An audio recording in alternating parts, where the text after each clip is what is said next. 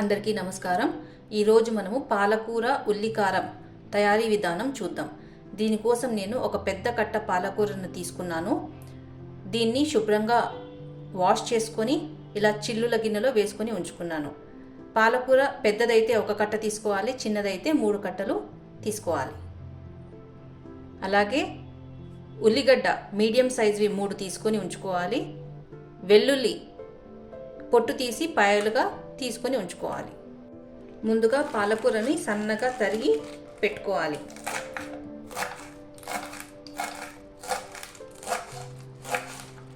పాలకూరని నేను సన్నగా తరిగి ఉంచుకున్నాను.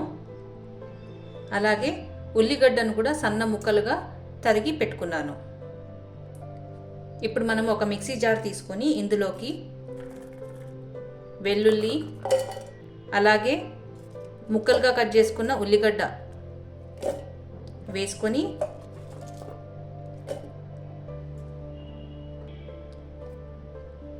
ఇందులోకి 1 టీ స్పూన్ ఉప్పు, ఒక పెద్ద టేబుల్ స్పూన్ కారం పొడి వేసుకొని బరకగా గ్రైండ్ చేసుకోవాలి. నేను ఉల్లిగడ్డను బరకగా గ్రైండ్ చేసుకున్నాను. కావాలంటే రోలు ఉంటే రోట్లో వేసుకొనైనా దంచుకోవచ్చు. ఇప్పుడు మనము స్టవ్ ఆన్ చేసుకొని ఒక ప్యాన్ పెట్టుకొని ఇందులోకి 2 పెద్ద చెంచాల ఆయిల్ వేసుకోవాలి. ఈ ఉల్లిగడ్డ కారానికి ఆయిల్ ఎక్కువనే పడుతుంది, ఎందుకంటే ఉల్లిగడ్డ బాగా వేగాలి.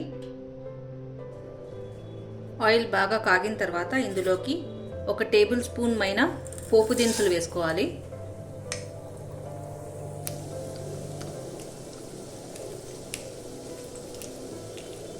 మూడు ఎండుమిరపకాయలు ముక్కలుగా కట్ చేసినవి, కొద్దిగా కరివేపాకు.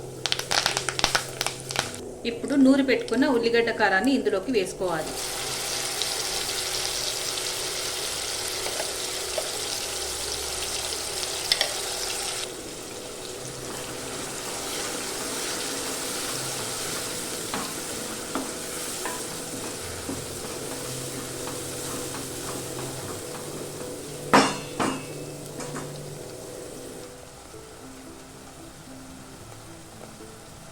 ఇందులోకి 1/2 టీ స్పూన్ పసుపు, 1 టీ స్పూన్ ధనియా పొడి వేసుకున్నాను.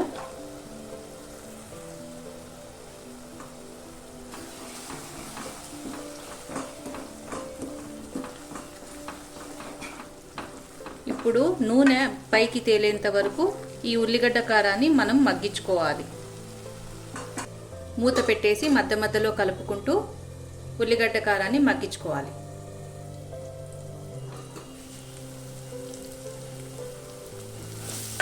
ఉల్లిగడ్డ బాగా వేగింది.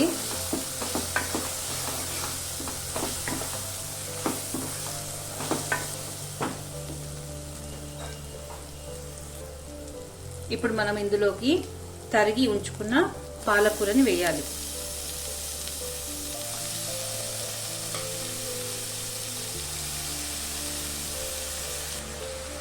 ఒకసారి బాగా మిక్స్ చేసుకోవాలి.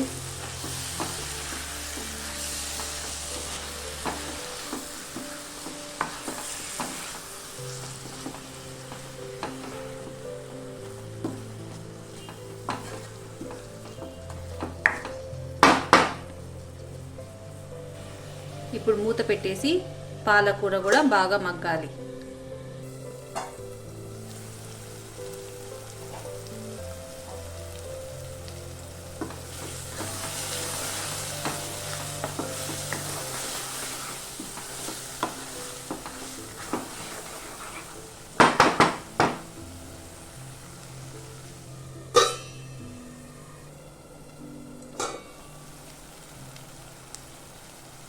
పాలకూర కూడా బాగా వేగిపోయింది.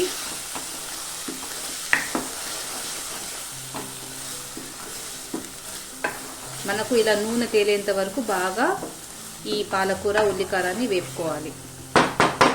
ఇప్పుడు మనం స్టవ్ ఆఫ్ చేసి ఒక ప్లేట్లో సర్వ్ చేసుకుందాం. పాలకూర ఉల్లికారం రెడీ అయిపోయిందండి. ఇది అన్నంలోకి చాలా టేస్టీగా ఉంటుంది. మీరు ఇంట్లో తప్పక ట్రై చేసి చూడండి. పాలకూర తినని వాళ్ళు కూడా ఇలా చేసి పెడితే పాలకూర ఈ ఉల్లికారం బాగా తింటారు. వీడియో నచ్చినట్లయితే please like, share and subscribe. Thank you.